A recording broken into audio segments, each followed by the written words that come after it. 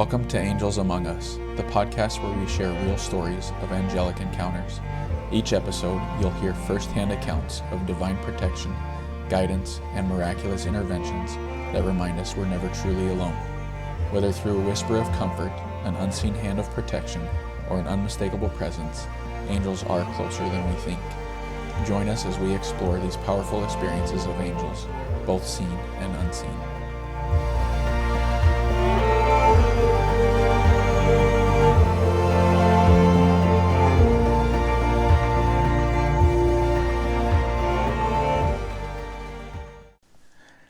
Hello. Welcome back to episode number 2 of Angels Among Us. Michaela rudely interrupted while I was telling a story. We gotta have a cliffhanger, okay? They gotta come back. Yeah. Well, hopefully you've listened to episode 1. If you haven't listened to episode 1, jump over, go listen to that story first. Unless you're one of those weird people that listens to things out of order. That's fine too. Whatever you want. We like weird people too. Yeah, you're pretty weird. Yeah, you fell in love with me. So okay, so I guess we'll just jump right back into our story. This is part 2. There will be a part 3 also. So hopefully we can just climb right up to another mountain and then leave you hanging. We'll see. Okay, so as I said before, COVID had just hit. We were out getting some takeout, and we got a phone call from my mom. And it sounded like she was a little distressed, like something was wrong. And initially I thought it was maybe my dad. Something was wrong with my dad. But I said, "What is it?" And she said, "It's about a baby." And I said, "Oh." I said, "Let me go get the food. I'll call you back." So I went in, and I don't know what your thoughts were like at that moment, but I went in and was picking up the food. And of course, I was like, well, here we go again. You know, there's always a baby. But this was the first time that it had been from like my mom or a very close family member like that. So I think in that time I knew that she wouldn't have called unless there was something really kind of promising. And so once I realized that, I think I started to kind of get my hopes up a little bit. And that was before I even heard anything. What were you thinking? I think for me, I just was so numb at that time about that. Like I was always so open, but at the same time, like I didn't think that like it would actually be a situation where we could actually adopt, and because of everything that we had gone through. So I think that I was more numb to all of that and just kind of like, okay, whatever, you know, another baby, whatever, you know, because we had been approached so many times over the years about, you know, so-and-so's baby or brother of a sister or whatever, you know, so. Yeah, and remember, this was pretty much right at the very beginning of COVID. We had just been let down about IVF, and it was about 6 months after the scammed adoption. So, you know, we were kind of in a low as far as the roller coaster goes, right, at that time. But I don't want to say that. I mean, we're still optimistic, right? And anyway, we called my mom back, and I guess before I get into that, adoption too, if you're in our situation, adoption it's a very beautiful thing, but it can also be very scary. And just because there's just so many different things that can happen. And, you know, I think we had heard a lot of horror stories from people. So that, I think that's kind of why we wanted to go the IVF route initially, you know, while keeping adoption or fostering to adopt kind of as an option, but kind of put on a back shelf somewhere. Not for any particular reason other than I think we just wanted to try everything we absolutely could to have our biological kids. So anyway, we talked to my mom. She kind of explains the situation. We have some good family friends back home in my hometown that had called my mom and kind of filled them in. There was a lady that they were kind of trying to help get back on their feet for the last few months. You know, she was pregnant and they were trying to kind of help her, give her a safe place. We didn't know a ton of details early on. Do you remember if she told us much of anything about the birth or anything? Not really, just that she had walked away like from the hospital and because of the situation that she was in. Yeah,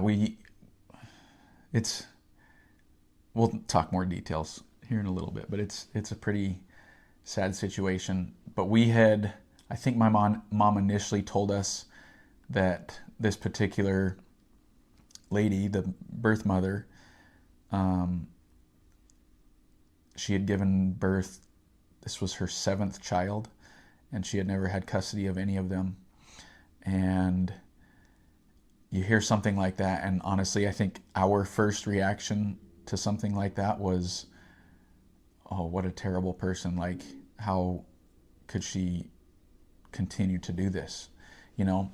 And the more and more invested we got, we realized that is such a terrible, judgmental way to think. And yeah, and I think that like over even the last 5 years of telling our story, like that's like so many people's reaction to it is like, why wouldn't she just, get her tubes tied or whatever the case may be. And I think that it's easy for us to judge, but like, and we will tell you a little bit about her story, but like meeting with her, I remember her telling me that it was because that was the only time that she had ever felt loved and that she had control over her life. And so it kind of changed my thoughts about the situation and her so greatly. And yeah. So let's back up a little bit. Yeah. You jumped the gun just a tiny bit. That's stop. okay. So my mom told us, she said it was a little girl, and said that our family friends had initial custody, emergency custody of this baby.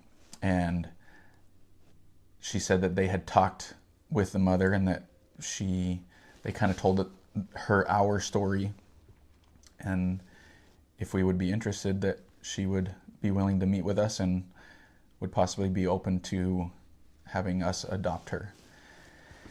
And so my mom asked us if we would be interested, and we didn't even have to talk about it. There was no hesitation. It was, of course, like, we are not afraid to get our hearts broken. It's okay. If that's what it takes for us to get our family, then sign us up. So Michaela drove down that following day to Ellensburg. I called my boss and I asked him and told him what was happening, and he said, yeah, absolutely. So she drove down. It's about a 2-hour drive from where we are. And actually, funny enough, this conversation with my mom happened exactly 5 years ago from today. And so, I'm getting chills. Spoiler alert, Reese's birthday was yesterday, her 5th birthday. And so we got the phone call the day after she was born, and Michaela drove down to meet her the day she went home from the hospital. Got to meet Reese for the first time. Yeah. And your mom was with you, right? My angel mother. Yes, she is. And then my mom got to go later that day also. Yep, Brent's mom went a little bit later, and it was just a surreal moment to meet her. Like, and I remember like seeing her and just like it was a weird feeling. Like I knew that she was mine, but at the same time, like I didn't want to get too close. Kind of had your guard up. Yeah, for a I little kind bit. of had my guard up a little bit, but like I was already, I think Brent and I mean, I'm speaking for you, but I think that like in every situation in our life, like I'm gonna try not to cry, but I think that we try really hard to open our hearts as much as we can, and even through all the pain, like we still, like he said, like we're still open, you know, because at some point you have to just start trusting God that he has a plan. And I think that we were just really hopeful and to any possibility, but at the same time, like through all the pain that we have gone through, it does kind of harden you a little bit. Yeah, for sure. And you know, that's why a lot of people aren't okay with fostering, or they don't want to jump into fostering, because you know, you get attached to these kids, these little spirits, and then they can be taken from you at any moment. Okay, so at this time, the birth mom, and we will call her Tracy. That's not her real name. We'll call her Tracy. She had been drug tested and tested positive. So at that moment, that's when the state gets involved, and CPS basically took the baby from her. She explained to us that I don't even know if she got to hold her or anything. No, they brought her in. She was able to like look at her, and then they took her.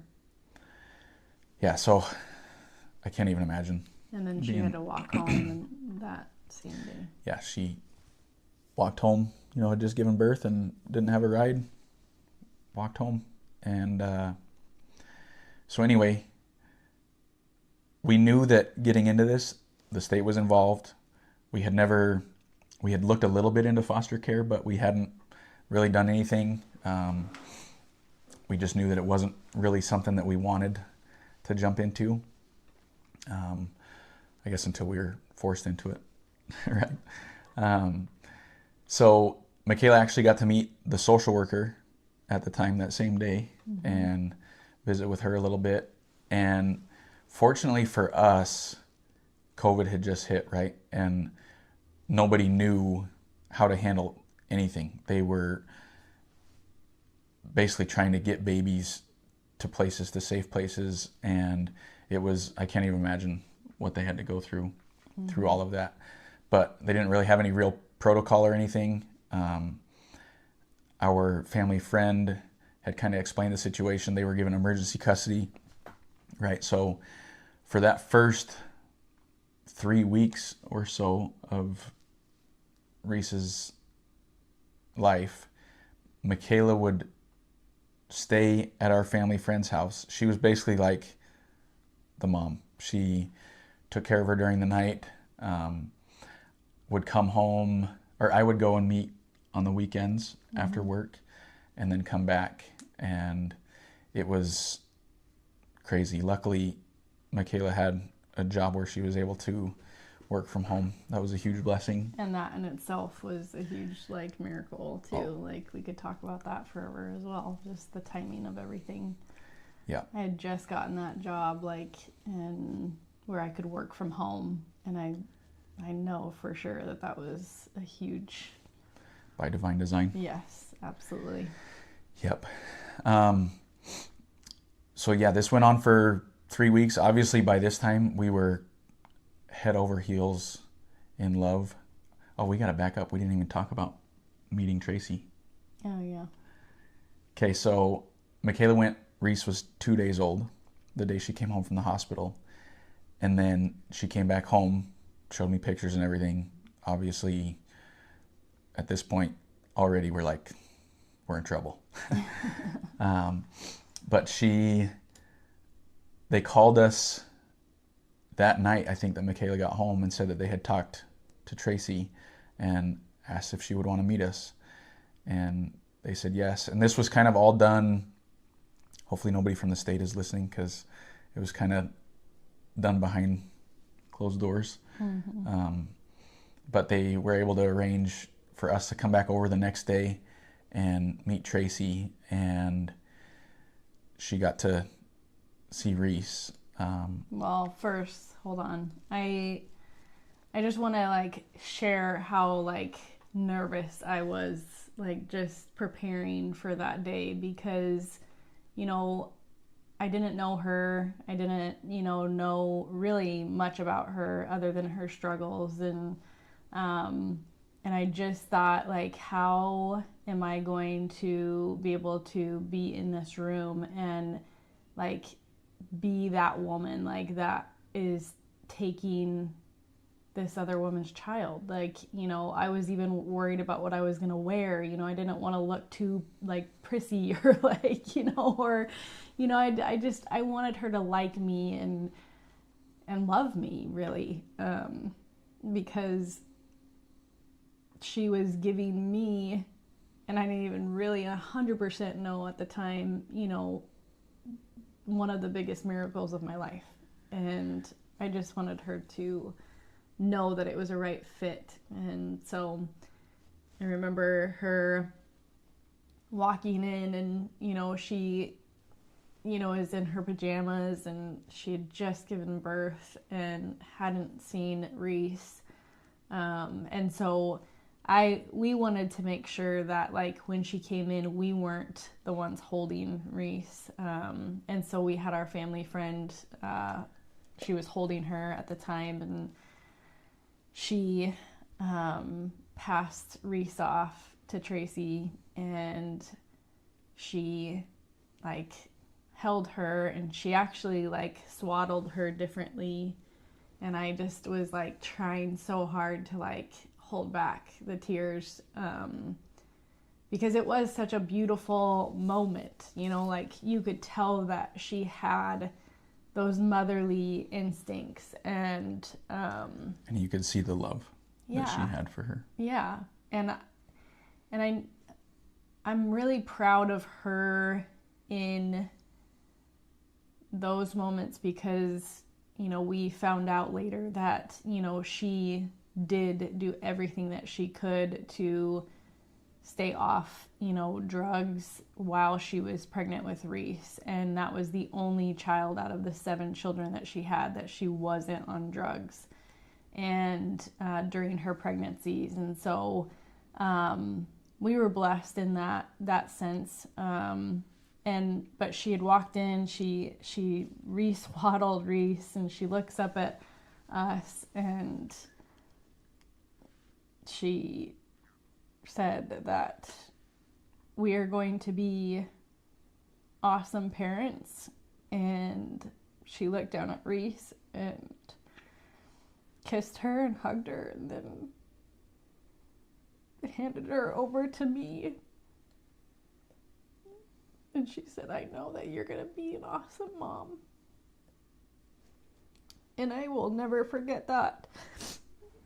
No matter like what people feel about her or her past or what she has gone through, like, she truly is our angel, because she gave us like the best gift.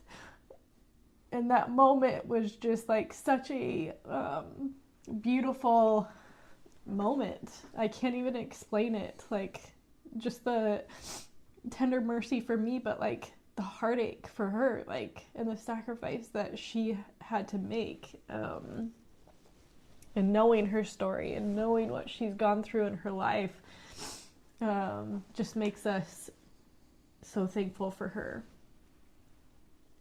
So yeah, that was a moment I will never forget. Also, it was so beautiful. And again, just seeing Tracy you could, it was beautiful. You could see how much she loved this baby, and because of the circumstances of her life, she really had no control in this child's life. And it's sad and it's unfortunate, but she was also with it enough to know that in that moment that we were what was best for her. Well, and some people that are listening might be confused because, we did say that she hadn't taken any drugs throughout her pregnancy, but there were reasons why she took drugs the last week that we won't go into detail about, but she did take drugs the last week, and that is why CPS got involved, and they, obviously there was a reason, but Tracy knew that she couldn't take care of a baby, and she, I think, knew that the state would be able to find a better place for her than otherwise, and just because of the circumstances of her life,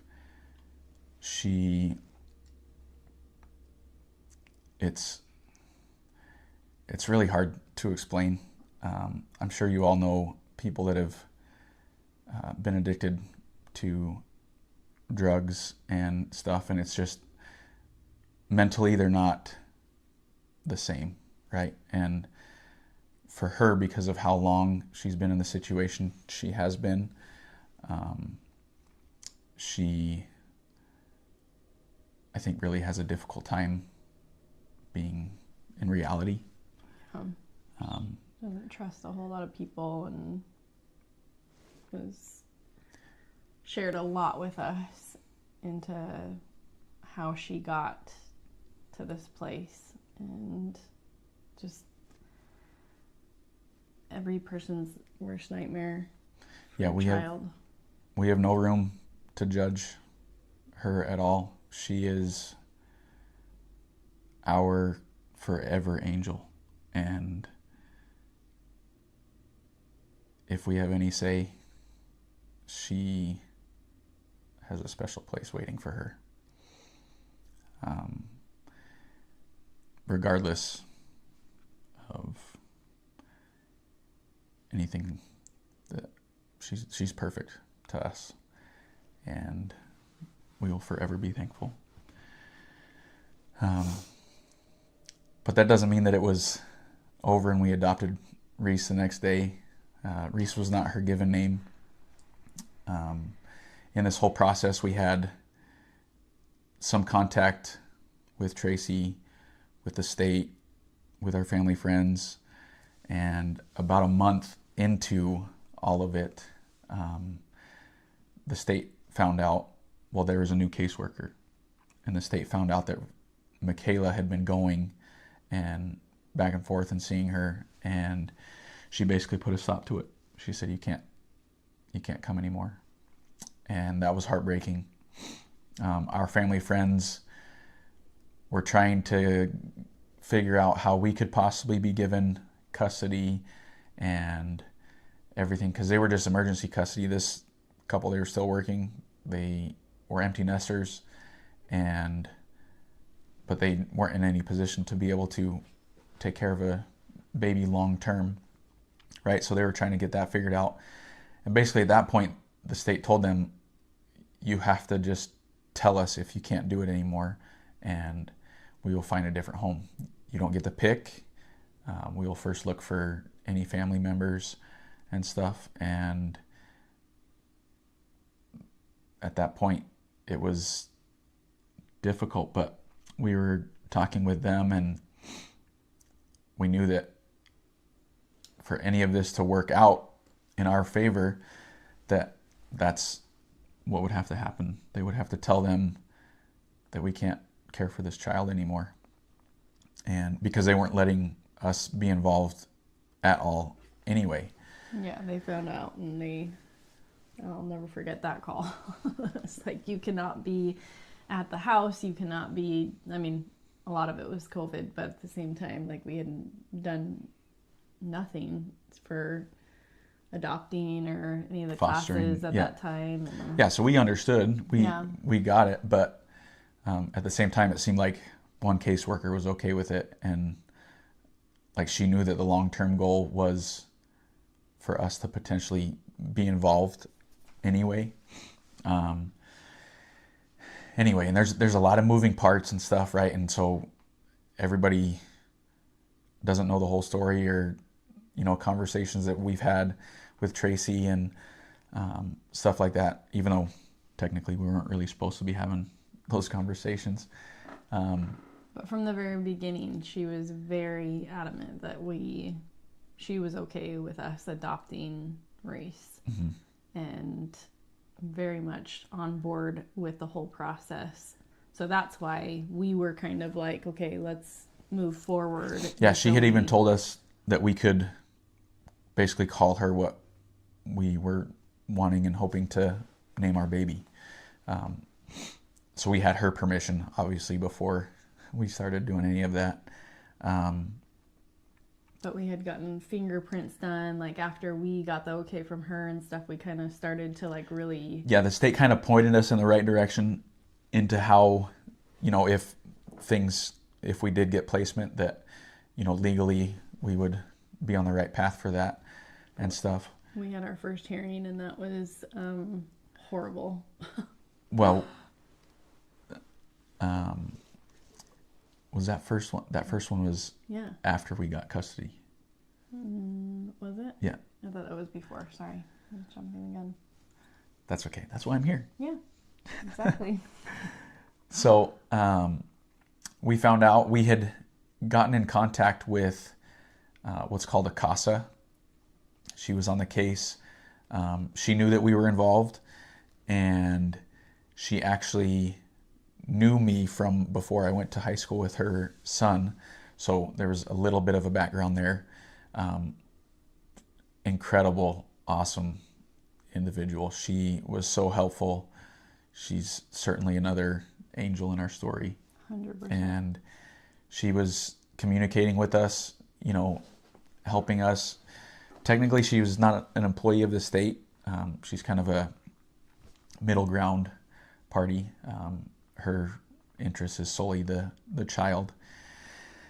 And so she knew everything that everybody was on board with, other than the state. They didn't know exactly, because in order to adopt from the state, there's a lot that has to happen. And so they weren't even close to going there yet.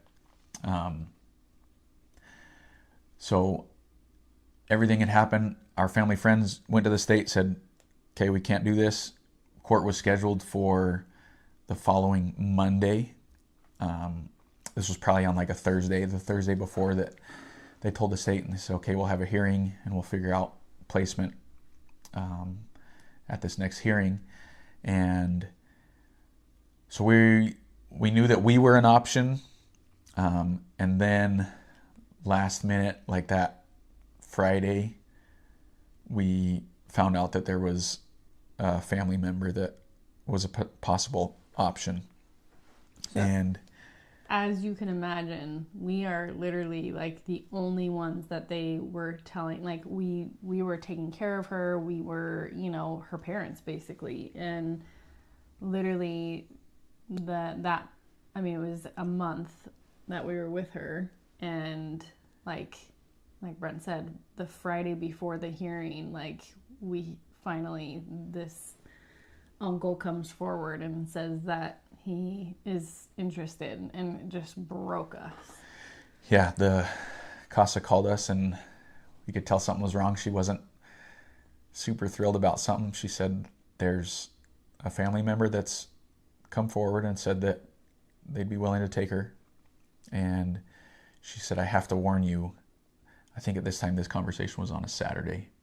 Mm-hmm. And the hearing was that next Monday. And she said, I have to warn you, I have never seen a child not go with a viable family member.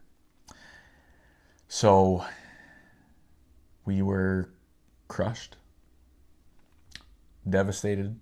That weekend was a long weekend. We tried like staying busy. We were going through the same emotions almost as like the scammed adoption. Yeah, it was almost like, here we go again. Except this time we were way more invested, in love with this little girl. And staying up with her, changing her diapers, looking at her, smile, and singing to her. And early on, I knew that somehow this was all going to work.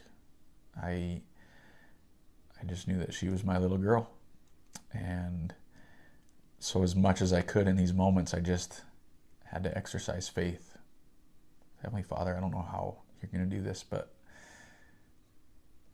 please, And we knelt down and said a prayer that Sunday night, the night before the hearing, and we were just holding each other and begged Heavenly Father. This was the first time in my life that I had ever actually asked Him for a miracle. And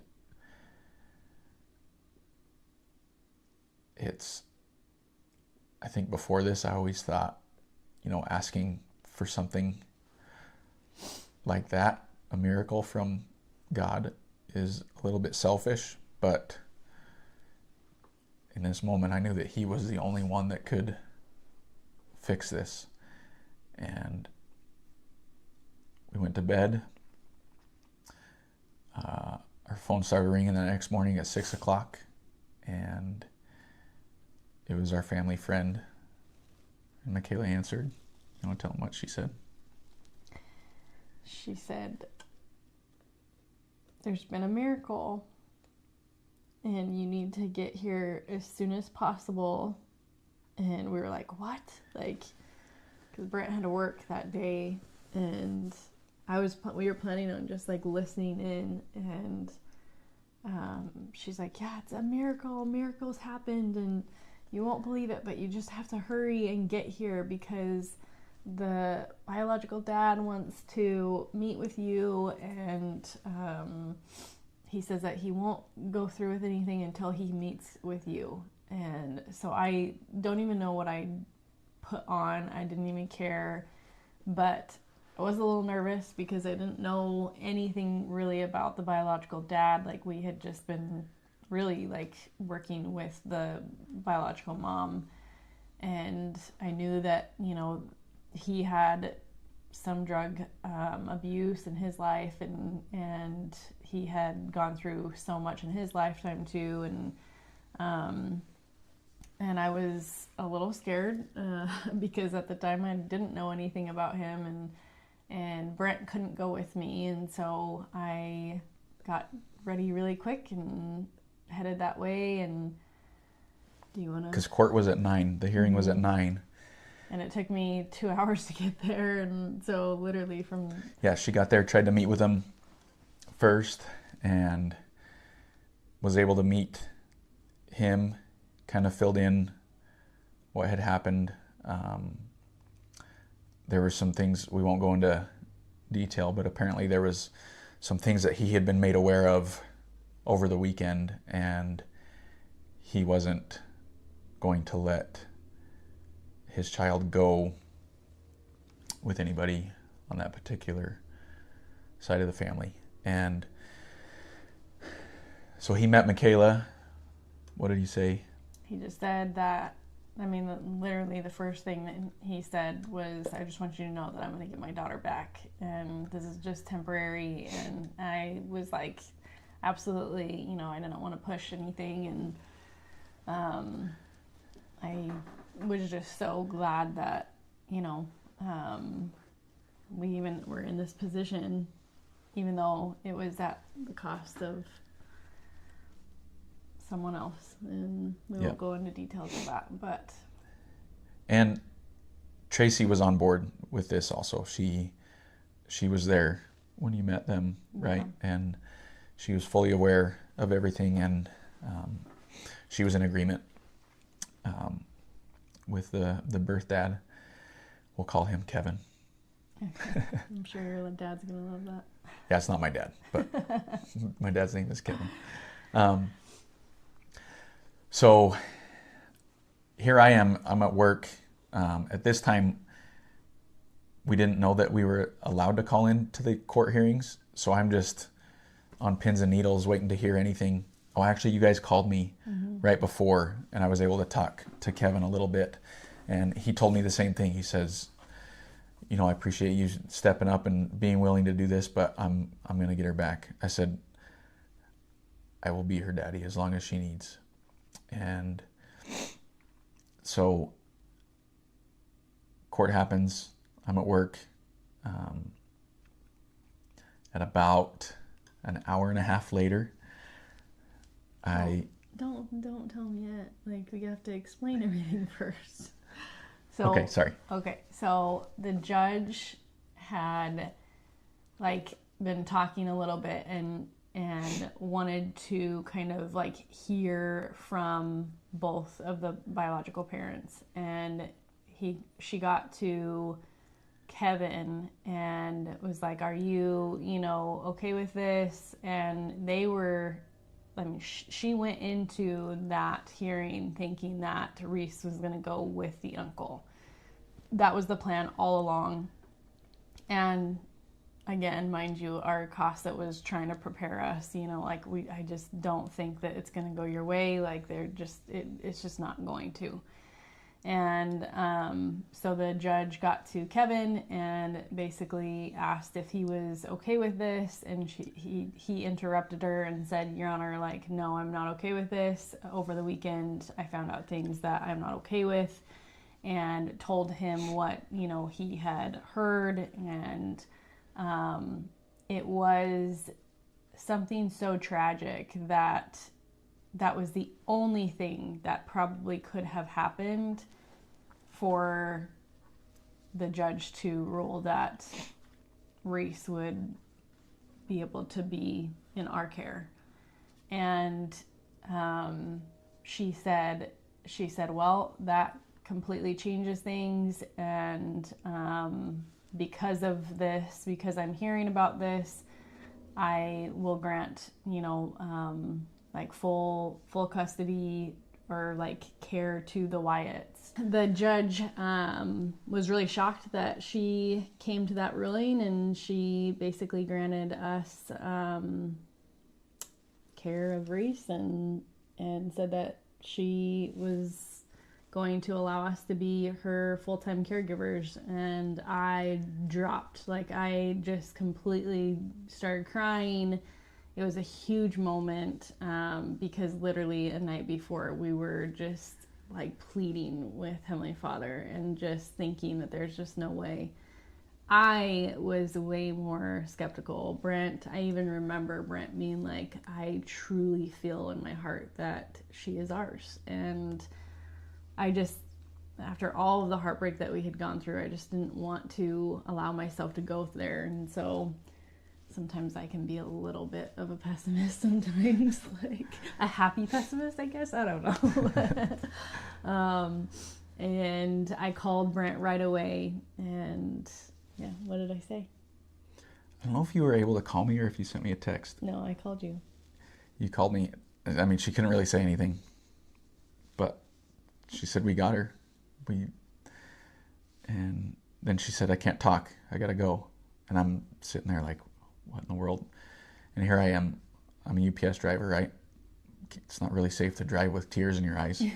So I was at work. I know exactly where I was when it happened. And then my phone rang again, and it was the CASA. And she says, I don't know how, but we did it. She was bawling, and she just couldn't believe it. And then Michaela calls me back, explains everything. Reese had a doctor's appointment. It was her 1-month checkup, and then she was going to be taking her home that day. And That was the first time that we had ever been able to take her out of the house for a month, like, because of COVID. So, like, we were never able to drive with her, never able to take her anywhere. Like, and so we went and took her to the doctor's appointment. And then I just remember, like, I signed like all these paperwork, and I remember, like, just picking her up and being like, how is this possible? Like, and I'm driving, I have to drive another hour and 45 minutes home, and I'm like driving so slow, like like such a granny, because I just was like terrified. But in my head, I'm just like, I'm bawling and I'm praying, and I'm like, how is this possible that I have this tiny little sweet human in the back seat? Like, and I am responsible for her. I'm sure that's probably what every parent thinks when they're driving their first home, but it was just a beautiful, beautiful moment. And I remember pulling up to the house, and Brent was like, already, I think you had just gotten off, but you had I had showered gotten home like super quick. And I worked as fast as I could to get home. I didn't want them to beat me home. So yeah, I was there just a nervous wreck, and I videoed her coming down the drive and me going and getting her out.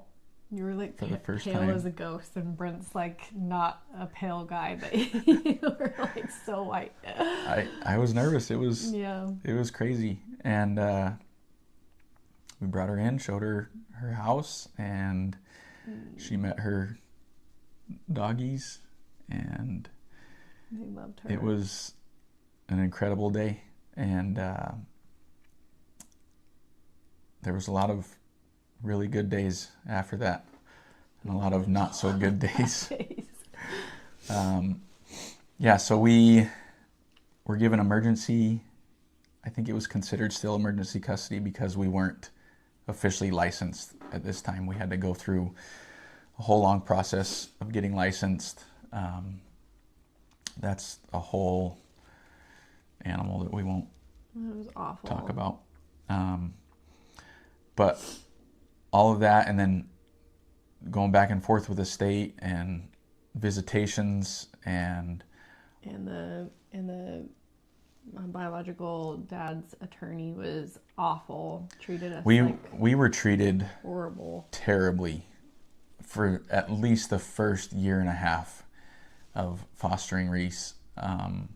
We were always called caregivers, only caregivers. We could never make any decisions, which I totally get. It all makes sense. But with the circumstances, we knew that, and even individuals in the state knew that the biological parents would never be able to get custody, get her back. But still, they just treated us terribly. And we have so many stories, and we could talk for hours and hours about that whole process. The biological dad's attorney called us a whole bunch of names on a conference call. Scam the system. So we were trying to steal their child, and it was hard, but I do want to say, like, for anyone that is going through this, I think that, for our story, it's probably going to be different than other people's stories that you will hear on this podcast. But I think that one of the biggest reasons why we want to do this is because we do want to shed light on, like, our situation and help other people who are in those same situations, not just in our stories, but others. And I think that if you are listening and you are going through this process, like, the biggest advice that I could give you is and I have had so many people reach out that are going through it and like, how do we do this? And the biggest advice is to just continue the process. And something that they always told us is, like, the Casa would always say is, like, the squeaky wheel wins the race. And so what she meant by that is, like, if you continue to just really push and push and push like the state, they really don't like that. And so like being a squeaky wheel, like just every so often nudging. Annoying. And yeah, but like kind of nudging a little bit, but not too much. It's kind of sick because it's a game, but if I would have known in the beginning, like how this all would unravel, and that these people have their jobs that they have to do, right? They have to follow a certain procedure, and no one ever told us that. It was always just, no, you're the caregiver. Like, you need to get over that. Like, you know, this child, it's a good possibility that this child is going to be taken away from you at any time.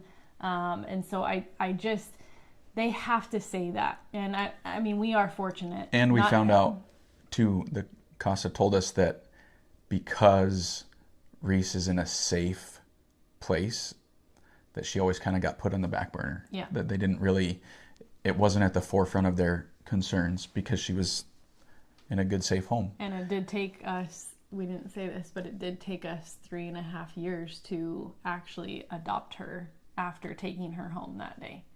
And there was a lot of things that had to happen in between there. Yeah.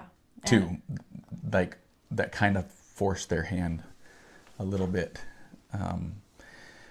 But fostering is not, it's beautiful, but it takes a special person to be able to put yourself in that situation. And throughout the whole thing, there's many times that we would look at each other and think like, this isn't worth it. Yeah. Like, after this, we will never do this again. And now being in the situation we're in, we'd do it 10 times over. Yeah, knowing the full system. I just wish that they would like talk to, you know, the parent, or like people like us, the caregivers, a little bit more and explain it a little bit differently and better, because it wasn't even until like 2 years later that I was finally able to speak to one of the CASA's managers, and she had kind of explained the whole like system. And because for so long, like at every hearing, like they never really asked the biological parents, like about their drug use or anything like that. And we're just sitting in the background and we're like, I mean, literally, like, how could you continue to let them have services? And, you know, we were just looking at the face value of what it looked like. And, you know, they just would give chance after chance after chance. And we didn't understand that. And had someone really explain the process to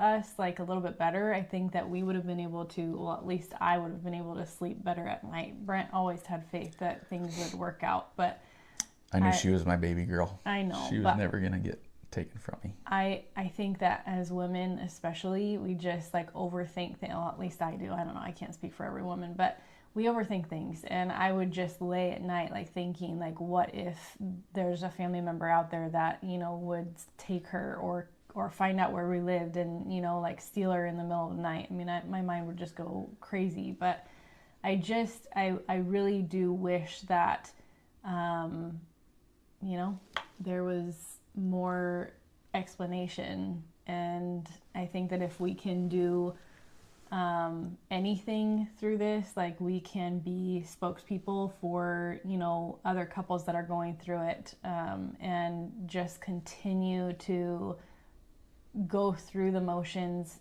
I know it's scary. I know it's, you know, not every outcome is like ours. There are tragedies that happen.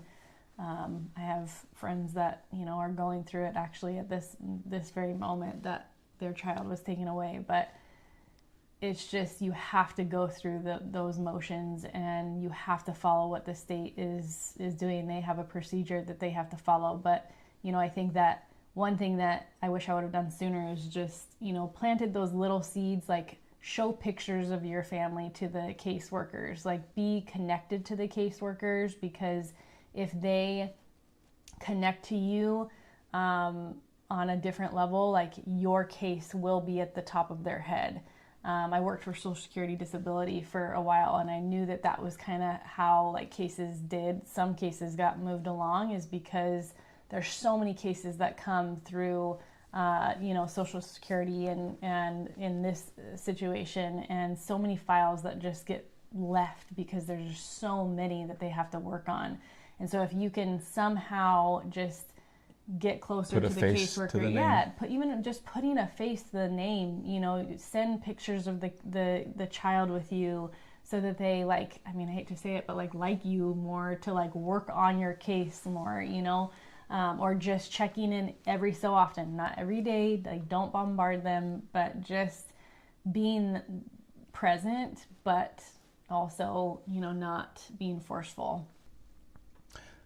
So it took 3.5 years to be able to adopt Reese, but we're not going to go into that just yet. There's some miracles and stuff that had to lead to that happening, us being able to adopt her. We knew that it was going that way, but until it's done, it's never done. So lots of miracles, but also many, many angels in her story. The birth parents, obviously, and our casa in this episode. Those are our angels, and you're always my angel. But we're excited to be able to continue on this journey. We hope you'll stick around, listen to part 3. Before we go, what's something you know to be true?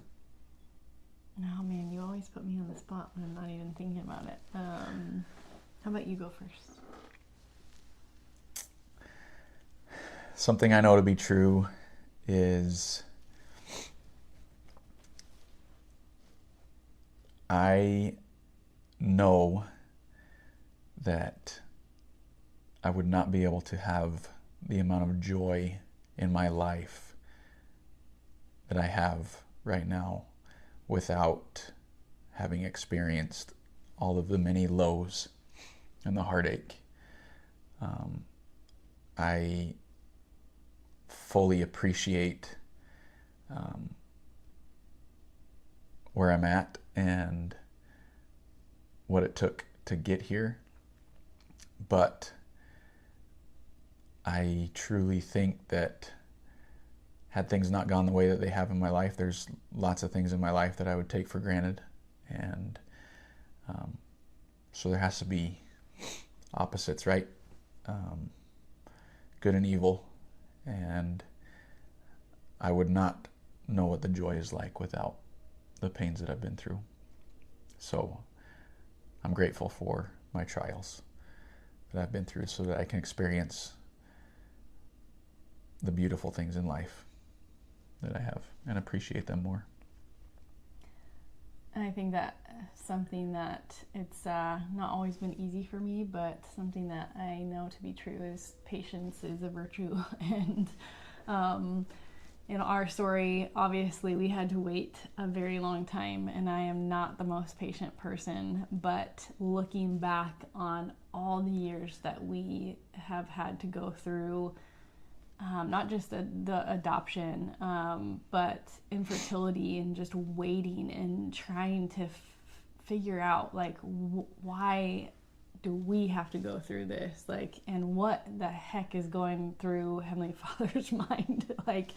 I've just learned that on the other end of the frustration and the sadness and the torture and the hardship comes beautiful blessings that I think that sometimes we just have to grow a little bit stronger to achieve, and He knows what we need and when we need it, and He knows us so well that He will bless us in His timing, and we just have to be patient.